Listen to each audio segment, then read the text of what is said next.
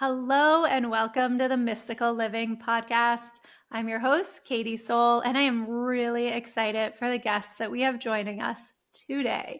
But before we dive in, I wanted to share a very special offer for our Mystical Living community.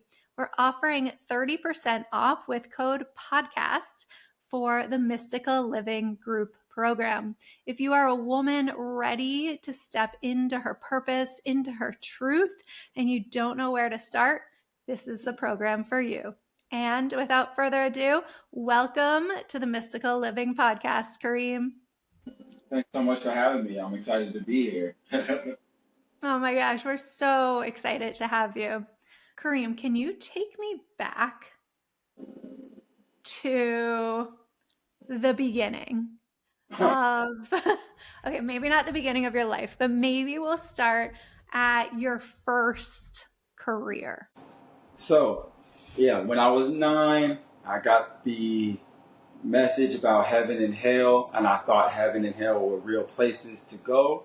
And hell was a place of punishment, and I was convinced that I deserved that punishment and went on a journey from there to discover how I could avoid hell and receive heaven. And when I was 21, I became a pastor and a Christian rapper. I got married, started planting churches, and did that for 10 years. And then in over a series of events that allowed me to stop assuming that I knew what was happening, that I knew what was going on, and I knew the solutions, I started to become a lot more curious about my life, my place in the world, what it all meant, what I even thought God was. And in 2017, I had something of an awakening. And so then that identity melted and died. And since 2017, I've been on this new journey of just self-discovery and love. But yeah, for a good decade, I was traveling the world, rapping and making music. I'm a musician. I'm making music again, but from this new space. And I was teaching and preaching and involved with spirituality for sure. But I was very narrow in my focus and in my understanding of what it meant. And I had a great time. I mean, I loved the opportunity to meet people, to be of service and to be of assistance, to provide a safe space in times of trouble and of need. But I also learned how limiting my assurance was for me, to be so sure that my ideology was the ideology. It just closed me off from what feels like love to me. I don't know if that's what you were asking me about, but that's what I want to say about It was it. perfect. It was perfect, Kareem. And I really did want to hone in on that journey from pastor to spiritual awakening, because so often we think, well, if he's a pastor, he must be so deeply in this spiritual space and enlightened and aware and have this deeper access to consciousness. But actually, it was when you were a pastor that everything started to shift for you. Right. Can you tell us a little bit about what were the first signs that started coming up for you, and any states of fear that were coming up at the same time? Oh, so much fear. I'll deal with that second. The things that were Perfect. happening that helped me shift were people like Mike Brown, who got shot in the street of St. Louis by a police officer, an unarmed black man, and then Freddie Gray, and then Eric Brown, um, and on and on and on. And the response from the church body that I was a part of, not just my church of a few hundred people, but just the thousands of people that I was connected to, would consistently be like, sin is a normal part of human life. Humans are terrible. We need God to fix us. And things like sexism and racism and classism and all of these ways that we oppress people were Yeah. really not fixable in this lifetime. And that when we die, we'll go to heaven and then everything will be perfect. Mhm. And I, event after event after event, just started questioning, like, that's not what I'm seeing Jesus saying. He's like, the kingdom is right now. Um, he seemed to be at so much peace right now.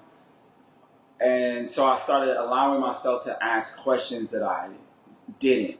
I recognized also on my journey that so much of what I believed about spirituality was from what had been told to me and not what I was experiencing. So someone that I thought was more wise, more well educated, would say an idea, and if that idea sounded good, if it sounded eloquent enough, if it felt good enough, it's like that must be the truth. But the truth is beyond words. The truth, one of my favorite writers, Anthony DeMello, says the truth cannot be explained. It's just seen suddenly. Um, you could hear everything I'm saying and disagree with me and then still see the truth. It's not about what I'm saying or who's saying it. And so as I started to ask myself the real questions of like, well, what do I think God is and how do I know? Uh, who am I? And how do I know? Am I what I've always been told that I am? Am I a black man? Am I from the south side of Chicago? Like, what does it mean to be me? And realizing I have very poor answers. And the option of just going, well, God knows, did not feel sufficient enough for me. And recognizing that the fear rose so greatly because if I'm wrong, there's always this threat of hell. Two, I have built my entire life in this world. The way I've made money and provided for my family, every friend that I've ever made, the way I saw the world, my identity and how I identified myself and what was happening in the world was all under this construct. And to think that I could leave it, it was my world was ending. I ended up going through a divorce, losing all my friends, my job, and I'm going, how am I going to take care of my family? And is this worth it? I didn't even feel like I had a point to prove. I just wanted to be true to myself. And so the fear was nonstop. It was incessant. The voice in my head constantly just chatter, chatter, chatter, chatter. And that's how I knew that I was right. That I had to face that part of myself if I was ever going to be free. And we could talk about what free means, as we go. Yeah, definitely. That's so beautiful, Kareem, to share. So many of our listeners and our guests have had these pivotal points in their journey, or they're in them right now, where everything that society taught us, or our parents, or people in our lives, or the workplace, or the church, suddenly you start to wonder, wait a minute, that doesn't really click. It doesn't really make sense. I heard it once explained like this. Like from age 5 to 35, we're like water flowing. And in those years, we start to put rocks into our stream. For sure. And sometimes it's not even us putting the rocks in, but society putting the rocks in, the limiting beliefs, this is the way it is. And all these rocks pile up and eventually create a dam. And then somewhere between like 35 and 50, I think for many people, the pressure gets too much. And you gotta burst that dam open so that you can flow again. And perhaps we're the water and we're in the water. But when you were in that stage of bursting through those rocks, was it like a one-time moment, or was it a subtle deconstruction of all of what was blocking your flow? Ooh, that is a wonderful question. I am unsure. It was both. It was all of it. Yeah. It was these moments of shock waves to my system going, this doesn't feel right. Yeah. I was 250 pounds. Right. I was on 7 medications every day, and that was very normal for my family. So my whole life, I was never sick. I was a very athletic, healthy kid. And then when I became an adult, got married, started doing all these things, I was just getting bigger and bigger no matter how much I worked out, no matter what diet I tried. Um, so that was a problem.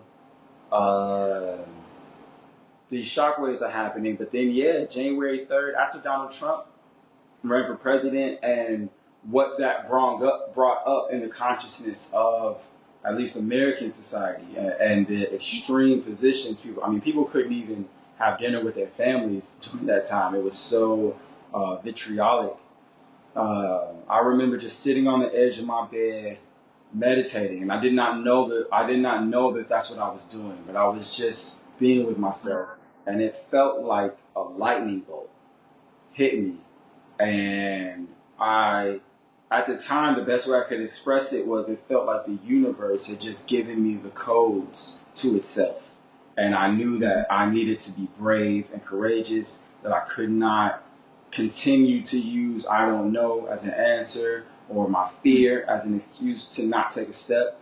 And I turned to my wife at the time and said, whoever I just was 30 seconds ago is dead. Is gone. From that moment, I had committed to doing what I believed was best from a place of love and courage. And it's still taking me time to develop that muscle and that strength. But my whole life changed after that. And I realized how many choices I was making because it was safe, because I thought I knew the outcome, because I thought that this is what people wanted from me or expected from me, or even what I agreed the expectation should be as a father, as a husband, as a lover, a son, a brother, an employee, a business owner. Like I have had all of these rules running in my program and really no clarity on where they came from. Did I even agree with these rules? And the more it was like, no, I don't agree. I don't like this at all. The resistance that came so strong. And the way I pictured it, it's like growing up in a village, and for whatever reason, the people in the village believe that whenever it rains, it's God's tears, and there's like some puddles that would stay sometimes after a rain, and the people would worship this puddle because it's God's tears, and God has blessed them with water. And after some days, the puddle would evaporate and leave, and then people would cry out, and all the artists of that village would sing songs about it. The pastors and preachers and those types would create messages and ideas on what's happening. Everybody would find their role, and then somebody from the village ends up leaving the village and going to school and experiencing and finds out that there's a plant maybe 50 miles up the road, and a lot of those puddles are just water spillage from the plant. And when they come back to the village to tell everyone, hey, these are not God's tears, this is what's happening, I always imagine what happens to that person. Like, does the village love them? Does the village say, oh, thank you for opening our eyes and telling us? Or do they fight to keep their beliefs and their traditions and their dogma? And that's what I experienced, was an extreme fight. And so I stopped fighting with people about trying to awaken them. I just wanted to be as awake as possible and see where my life would go. And that's what I've been committed to ever since. That's so beautiful, Kareem. And so often when we're in that fear state, we're trying to control or seek approval or find safety. And really, when we're in that state, often it's because we're not deeply in love with ourselves. Right. So tell me, how did you take that journey into deepening into your self-worth, your self-love, your self-trust? I remember having to put on a courage jacket every day. I would speak to myself in the morning and say, if I was brave, how would I operate? If I believed in myself, what choice would I make? And then even in a conversation, if something was happening and I could feel a no in my body, but my mind is going, well, it's my friend or it's my mom. I would say, if I love myself right now, what would the answer be? Yes. And then just say that. And there are times I do that and my legs are shaking and my voice is cracking and my palms are sweaty because I really would love to keep this connection. And I don't want to do something that's going to harm the connection. But the more I would practice and do things like yoga, which just helps me slow down and connect my breath and my mind and my body, when I would do things like meditate and see my patterns and how I keep ending up in the same spaces and places over and over with new people, but I'm doing the same things, help me slow down. I realize if I have to deny myself or pretend myself into maintaining a relationship or a connection or an opportunity, that is not for me. And to know that the world that I'm in is not the only world to be in, that there are people out there that will just see me and how I move and how I flow and go, that's beautiful. I want to be a part of that, as opposed to me turning down my light to be more comfortable for somebody. And I would speak to myself this way, and still do to practice. I would ask myself, what do I like to do for fun? Just because it's fun for me. And realizing I had such a small list, I was like, I need to get out there and just start experiencing things. I'm not okay with just going to work and doing my duty and then dying one day. When this world has so much beauty to offer. I mean, just even in terms of the environments and the climates and the terrains, there's so many ways to explore it. And so, yeah, asking myself, what do I do for fun? What do I enjoy? How do I care for myself? What does caring for myself look like? And it started on the surface, just like I'm going to eat better. I went plant-based and lost 100 pounds. I started going for runs. And the better I felt, man, this is so true. The better I felt, the more I realized how terrible I felt before. I was so comfortable being uncomfortable. I had no idea that I felt so bad until I started to feel better. And it's like, I can feel this good?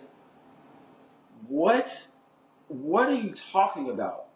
What is happening? And now it's like, how good can I feel? How much pleasure can I experience? And what am I willing to go through to get it? And so, yeah, watching my self-talk, it was amazing how many things I would restrict myself from. Like nobody else even had to be a part of it. I would just get in the way. And so then just sitting with that person and going, why are you doing that? You want to try it. Why don't you try it? You don't want to do this. Why are you saying yes and you don't want to? And so maybe I was a little harsh in the beginning because I was just be like, no, because it took all of my, I felt like it took all my energy just to protect myself. And now I'm much less vicious because I feel so grounded to just be like, yes or no. Yeah. What about you? Do you have any remembrances of when you were just starting to establish that kind of rhythm and loving of self and developing your self-worth? Flipping it back on me, Kareem.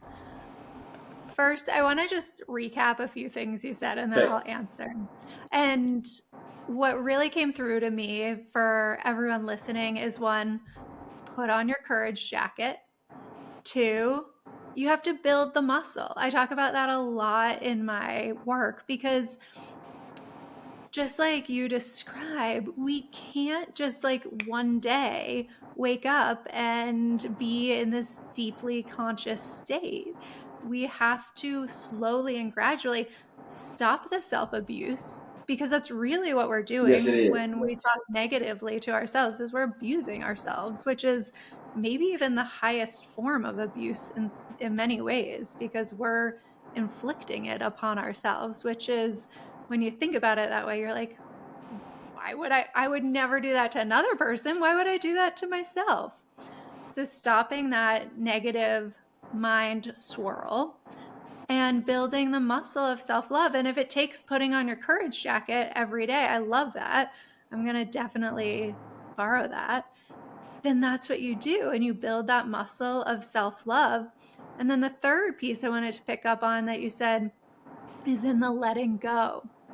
Because when we hold on so tight to people, places, and things in our lives, or even future visions for our life, we're forcing and we're out of that flow state. But when we let go of the things that aren't in alignment, then we open up this new space for the universe to deliver even greater miracles beyond our wildest dreams to our doorstep. So for me, that's probably been the piece that's been most profound in my journey, is the letting go to create space and stopping forcing. And because we all want things, right? There's things that we desire, and I do believe that our dreams come to us for a reason.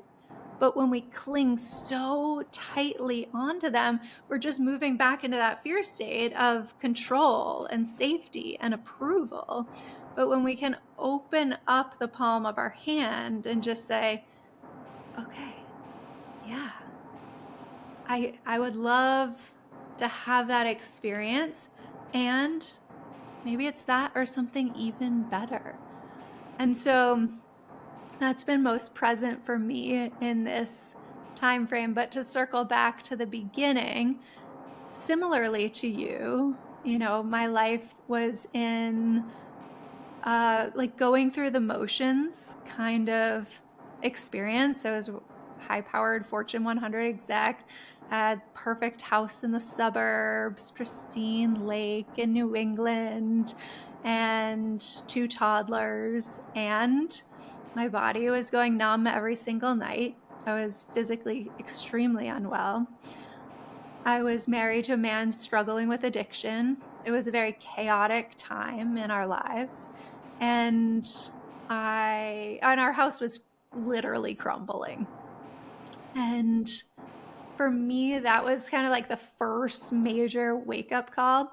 And I got on my knees, and on the land. It was really sacred land. And I just prayed and I just said, there has to be another way. This can't be. This can't be. This That's is it. just.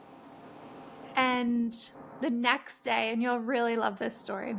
The next day, I got an email in my inbox from this woman named Sarah Jenks. And she says, hi, I'm moving back from San Francisco to the Boston area, and I bought this place, and there's a temple. I'm gathering women. And for me, that was an answer to my prayer.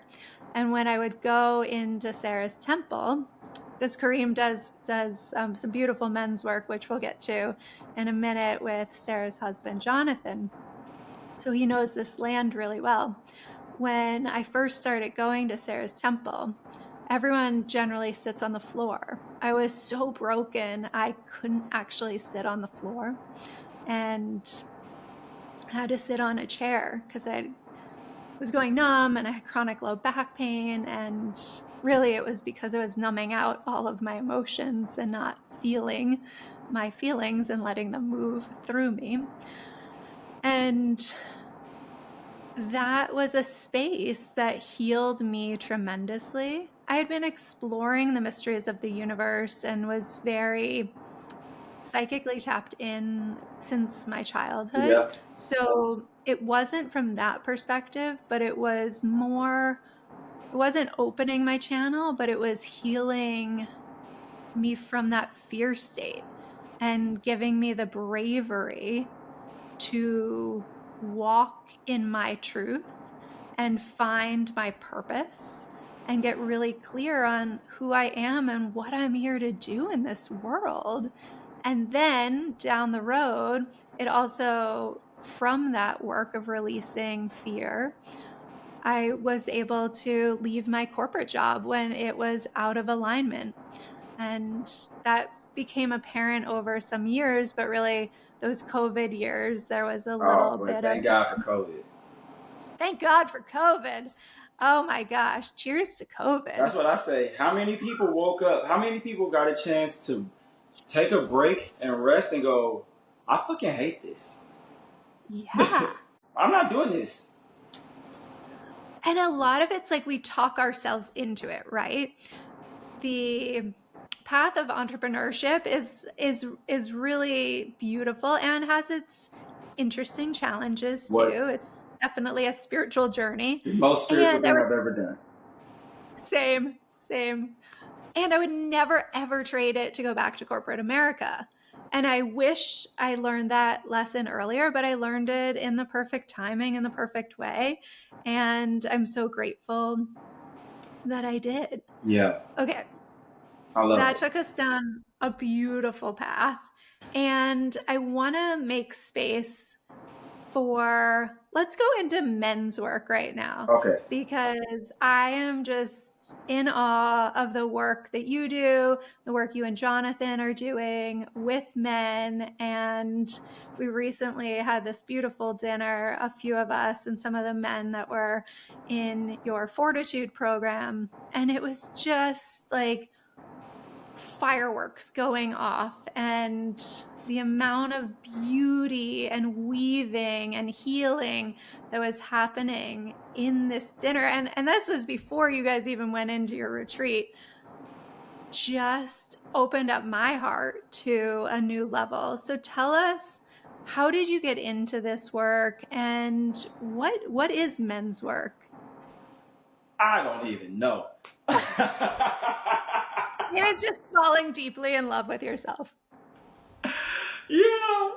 Um, when I say being on the path, on my path, Mm, it came to me.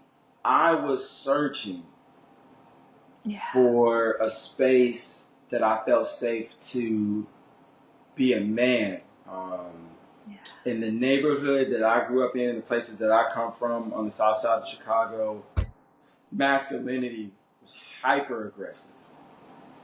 Um, and then leaving that, I had a nonprofit job, being a pastor, doing all that. There was a different type of manipulation and aggression that came from being a leader, being a man, and the responsibilities. And none of it seemed to fit me. Um, I can be very aggressive, but I'm also deeply a lover and empathetic and Yeah. whimsical and want to all the spaces and places. I belong to all of them. And one You have the day, right. yes, it's just like don't don't box me in. What box? No. And one day, a friend of mine showed me something called Sacred Sons and was like, "Hey man, you should check this out. You talk like them. The way you speak about life sounds like them." And I watched a couple clips and I Mm, said, "Oh, this is what I'm talking about." So I sent yeah. them a message. They were having a gathering in San Diego in like 3 weeks when I'm seeing the clip and they're sold out. They're like, "We got no more tickets." And I send a DM. I'm like, "I'm coming." I'm just going to be showing up Yeah, there. and you could turn me away at the door, but I'm pulling up. And Yeah. they I invited me love to it. come, and I'll tell you the truth. It was the day before the um, the event was happening. So I got there Wednesday, and Wednesday night the leaders are all and the leaders in training are all having their own ceremony, and the amount of vulnerability and honesty that they were sharing with each other was what I have been craving my entire life. Oh, Um, they yes. had, I mean, they did not pull any punches, but it was also with love.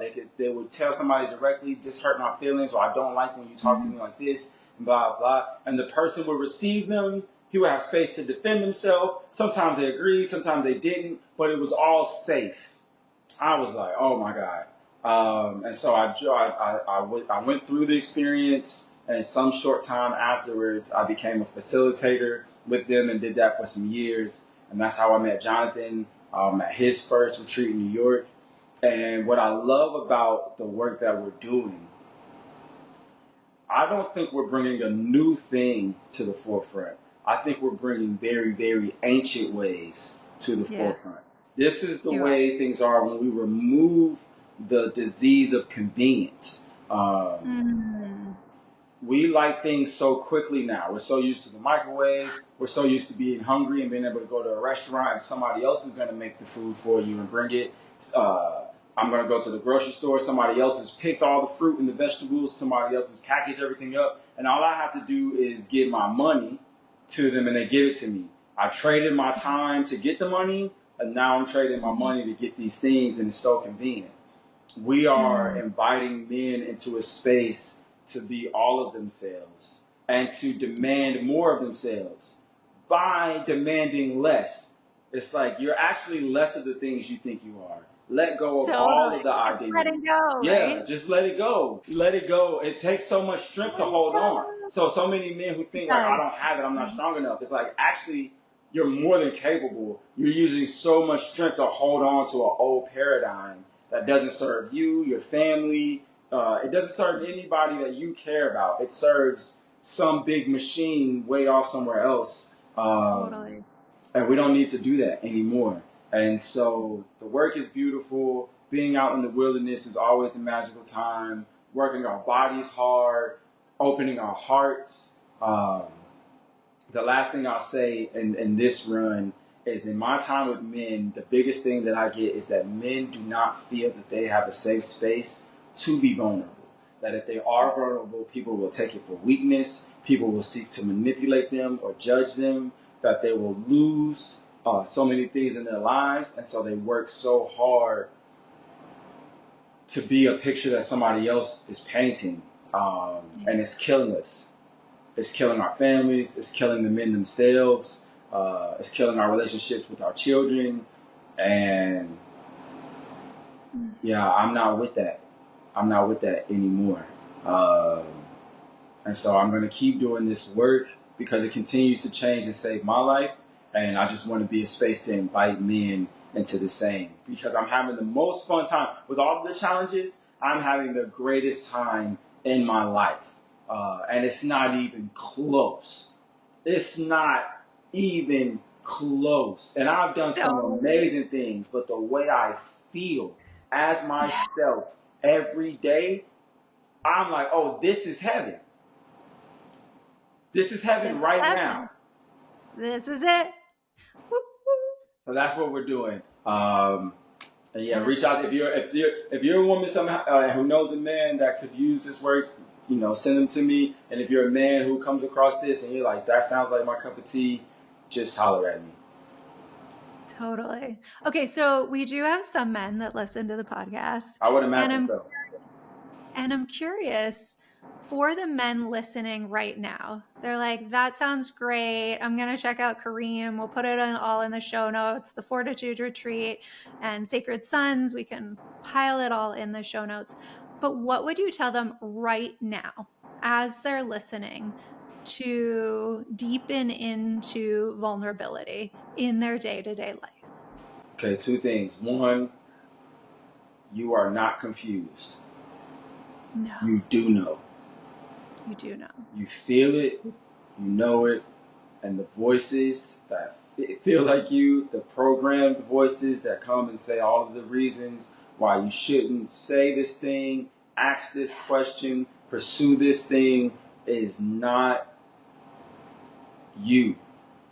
You are the one that hears the voice. And that is not the only voice that you can hear. So when you're going, I just don't know what to do. I just feel lost. I'm so afraid. All of that is valid and it is incomplete. Yes, you do know. And trust that. Two, I would say, if you're looking to practice right now being vulnerable, find 5 minutes in your day to go sit somewhere quietly, no music with lyrics, nobody else's voice or thoughts, and just see what you think. Just close your eyes and let yourself just be. And just notice what you think about and then say the truth. Set a timer, 5 minutes, 10 minutes, 20 minutes. And when that timer is over, just open your mouth and to no one in particular, just say the truth. You might end up speaking to your partner. You might end up speaking to your children. You might speak to a mother or father. You might speak to yourself. You might speak to a boss or an employee or a sibling. Whatever it is, when you are done taking those moments of silence and just observing yourself, whatever comes up, just say it out loud and see how you feel to just hear it. You'll find and feel what to do about that once it's done. Maybe it spurs you into action right away. Maybe you want to tell somebody, but just take your time to just feel yourself and then say the truth. to yourself, and then we'll begin from there. And once you start that practice, it becomes so much easier to then say the truth to whosoever, including yourself. Yeah. Including yourself. You know the truth. You know what to do. And you know the reasons you're not. Take a breath. Gather yourself. Say the truth. And then see how you respond to it. And what's so beautiful, again, you're teaching how to build the muscle of vulnerability. Because it's a practice. We don't just wake up and become experts at it. We don't just go to the gym and bench press 100 pounds. We start with some lower weight, and then we add more, and we add more. Vulnerability works in the same way. We practice, we hear our truth, we respond, we hear it again. Do it again. We take aligned action at some point, and then we're like, okay, I didn't die. I'm still here. Life is going on. All is well. And then we get courage to do it a little more, take a little bigger leap. And I think what you said in the beginning is so freaking true, is when we quiet that mind swirl and tap into our heart, we know. Like, we don't have to teach intuition. No. Everybody has access to it. Yep. You know, when I was in that house that was crumbling, when I was married to a man struggling with addiction, I knew what had to happen. I knew. But it took me time to build the muscle. I knew when it was time to leave corporate America a year before I left, but I had to build that muscle. Absolutely. To actually take the aligned action. So we know it. Everyone listening, I'm sure, can tap in right now and just know the thing that needs to shift in their life. And it's okay if you can't do it right now. But what's one thing that you can do today that brings you another step closer to it? Is it sitting for 5 minutes, like Kareem advised? Is it taking a little baby step to start your new business, start an Instagram account, have a challenging conversation that's a little uncomfortable? Those little baby steps really, really add up. And when you're in this flow state, you're still gonna have these moments that come in. I had one recently where I'm like, holy shit, that came out of left field. Absolutely. And I sailed through it. It was just, and it was with a person in my life, a conversation that was like a slap on the head kind of conversation. But I am so embodied in my truth at this stage that even when they wanted to rattle me and not like what I was doing, I could, with so much love, so much compassion, so much groundedness, have that conversation to say, I love you. I appreciate what you're saying. And it doesn't change anything for me and my path and what I'm doing. And I wouldn't have 5 years ago been able to have a conversation like that in this embodied way, because I spent a lot of time building the muscle. How does it feel when you pass the test? For me, when I experience it and I pass, I mean, I have a celebration. It's like, oh, I just aced that test. And then, it feels so good for me. How does it feel for you? Oh my gosh, it felt really empowering to me. And I will be honest, there was still a sliver of what if they're right? There was still a sliver of that in my mind. But it was 99% embodied in my truth and 1% like, well, we'll see. We'll both see, won't we? We'll both see. Okay, I don't want to finish without talking about the beautiful, incredible, amazing work that you do with the 2 young men that you have the great pleasure of fathering in this lifetime. Yeah. I'm having one son in my life. This is who's a little bit younger than your guys. It's so present for me about how to incorporate ceremony into the lives of boys so that maybe they can become the leaders at events like Fortitude, but not have to do so much unwinding Yeah. as some of the men are currently working through, which is also beautiful work. And if we can do this ritual and ceremony earlier in life, tell us, what does that look like and how have you woven this into the lives of your boys and your community and your family? Yeah, this is probably my most beautiful aspect of my life. I'm so Yeah. grateful. I woke up one day and realized there will never be a day for the rest of my life that I am not a father. Woo! Um, and so, how do I honor that? Frederick Douglass has a quote that has always stuck with me. He says, "It's far easier to raise healthy children than to repair broken men." And so when I had these boys, and my first one I saw him, as soon as I held him in my arms, I was like, oh, this is a king. It was just like everything about his countenance, the aura. And then I asked myself, how do I raise a king? Woo! What Yeah. what does he need to know and practice to be able to walk in his kinghood? And so Mm. the fastest way I can say this is I imagine in my own life that I'm the king of my own world. And I have Yeah. a table of advisors. And my Mm. advisory board looks like finances, how are we making money, what is our trade, who are our trade partners, what are our products, and how are we going about that. I have education, what are we learning in the village? So one, what am I learning? But then in my Yeah. tribe, what are we learning? And is it serving us in the world that we live in? What are our threats? Who are our enemies? Are we at war? Are we preparing for war? Are we coming out of a war? Can these enemies become friends? Mm. And allies.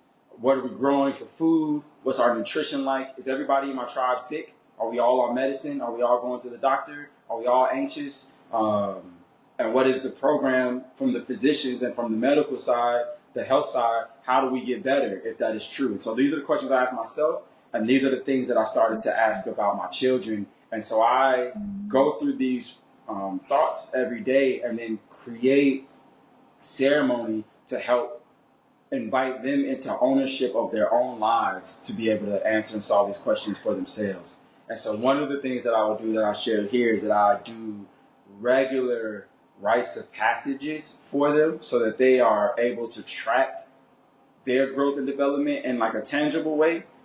Because so many men will tell you they don't know when they become a man. We assume we Yeah. know. It's like when you're 18, I love this. when you're 21, when you can drink, after you have sex, once you get married, what are the standards? So at 10, we had the first one, and then at 13 we have the second one, and then the next one will be at 17.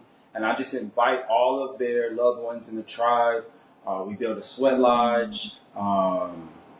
We give space for people in the tribe to speak over them. And one is like we have ice water or cold water.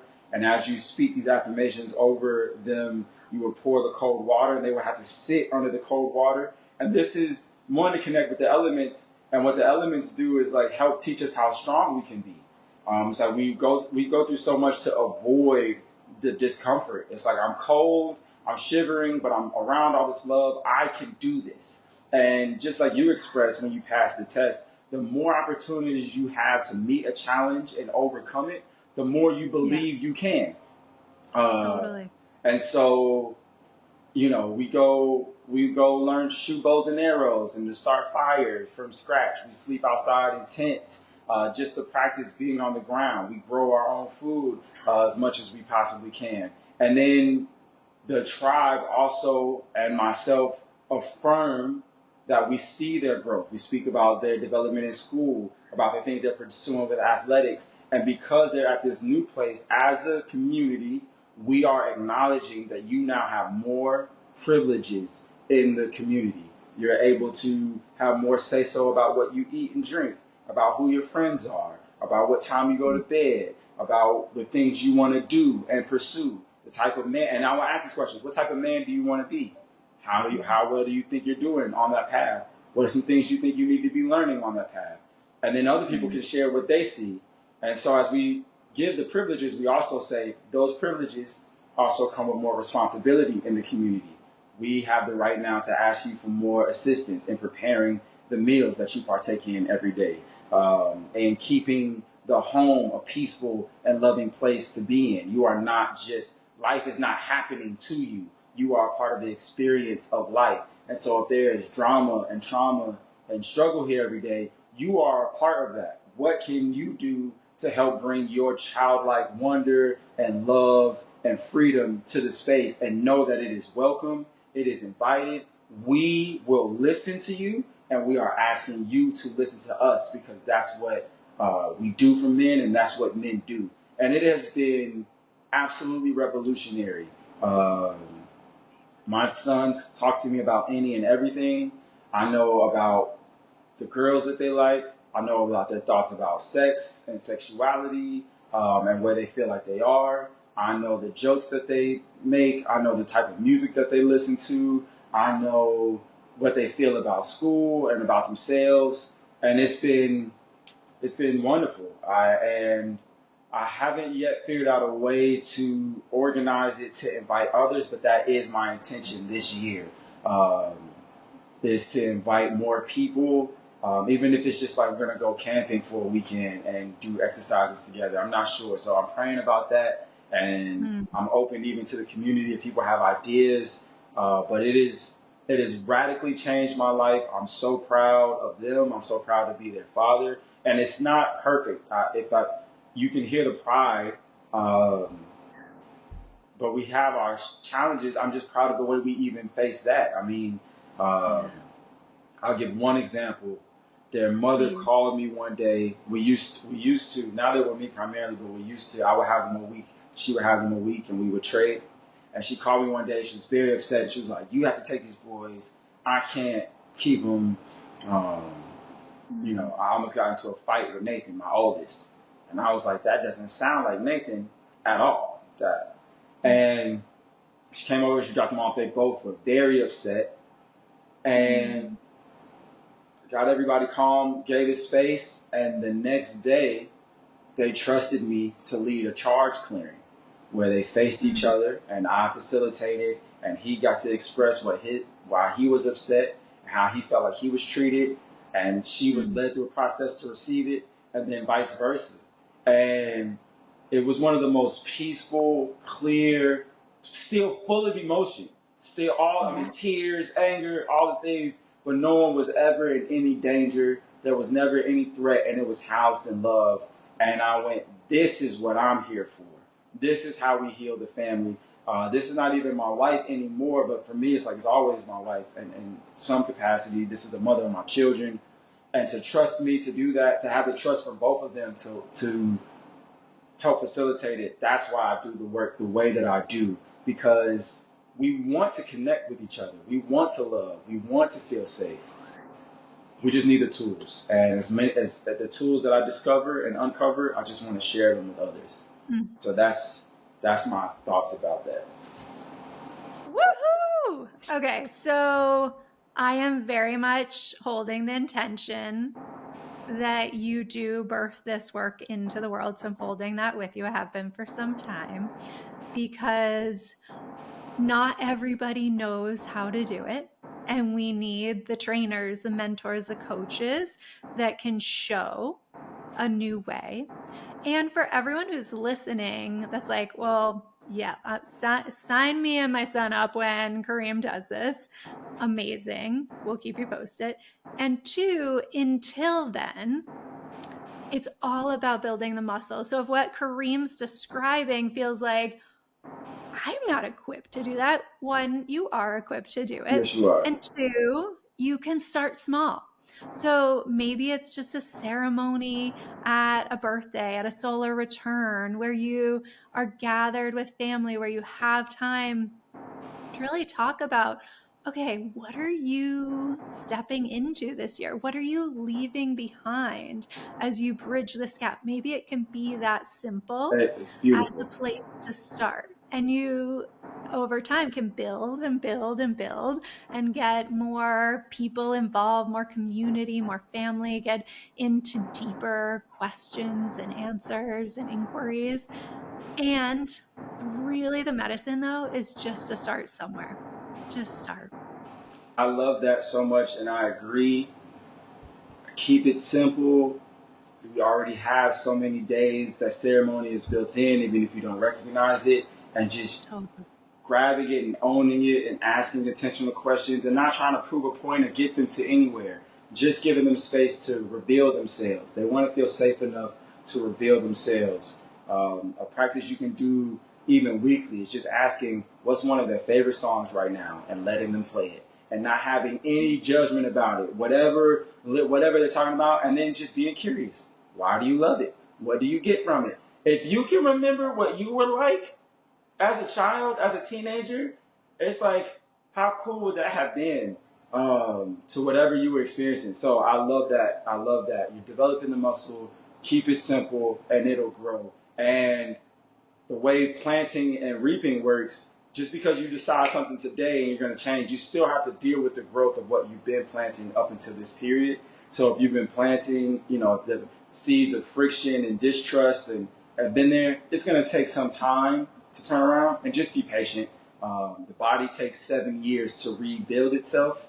Um, so, this is not like taking a pill and now all of a sudden, uh, you got it. This is a daily practice, but it is very much worth it.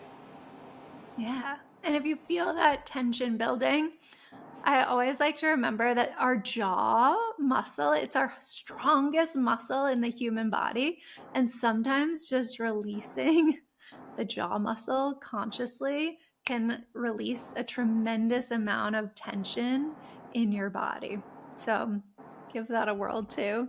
And just know that every time you deepen into the relationship with your kids, you're unlocking new codes for yourself and for them, even if it feels like something trivial. So my son Bennett, he is like a walking encyclopedia about sports. I mean, he knows all the players, all the teams. I could care less about this particular topic. And he's wants to talk about it all the time. So it's a choice point, right? It's something I have zero interest in. And somebody I love dearly is obsessed. And so I make the choice, even though maybe it's not exactly what I would love to be spending my time with, to really start to understand and invest because he's so interested in all these players. And so I know much more about sports than I did when he was younger because he's taught me and I've learned. And it goes the same way. I can teach him about the mysteries of the universe and accessing higher states of consciousness, which Absolutely. might not be his default as a tween. But when we each can meet each other and share that wisdom, we are able to build these stronger bonds And versus bypassing. I love this because most of the great athletes express tapping into higher consciousness. And that Totally. so, Yeah. for us, it's Kobe Bryant, who was writing a meditation book before he passed. Um, and so, yeah, I just love that. If you give the space, then you also have the space to share. And then there becomes this synergy. Even if you don't see a common point, love becomes the common ground. Um, Totally. yeah. And what's so cute is he knows, I mean, our house is filled with crystals and we're saging. And he's like, Mom, you've got to watch this YouTube with me on Jaylen Brown because he's like you. And Yep. he sages his space and he carries his crystals. And so you can find actually these beautiful weavings of commonality when you merge together. And so we do know a lot about our um, local Celtics superstar over here. I love it. I love it so much. Okay, as we wrap up, what is your one piece of parting wisdom? And where can everyone find you, find your incredible clothing line, and deepen with your essence? Yeah, thank you. I will close with no one is coming to save you. It's Um, true. and they don't need to. You are here. You can save yourself. Yeah. We are the ones we've been waiting for. That is the ethos of our brand. You can find Mm. us at wesociety.co, both on Instagram and on the web. We, society.co. I'm at chief.kareem on Instagram and on TikTok. Um, and yeah, when I was reading one of my favorite books, is called The Untethered Soul. It's my second time going through Mm. it. I know. And I should reread that. It's such yeah, a good so book. good. And he just, So right now I'm good. at the time where he's talking about your inner roommate, the voice in your head that never shuts up until you learn how to tell it to be quiet, and how it never apologizes when it's wrong. It can say all these things, and then you experience it, it's like, there's nothing like that. It never says, oh, my bad. It just moves on because it's just constant, constant, constant. You are not that Yeah. voice. You don't even have to listen to it. Yeah, take a breath. You don't have to Mm. be afraid. And it's okay if you are. Everything is welcome here. All of you is welcome to this experience called life. Um, Mm. and enjoy it. Enjoy the ride. Enjoy the ride. Let's close out on that.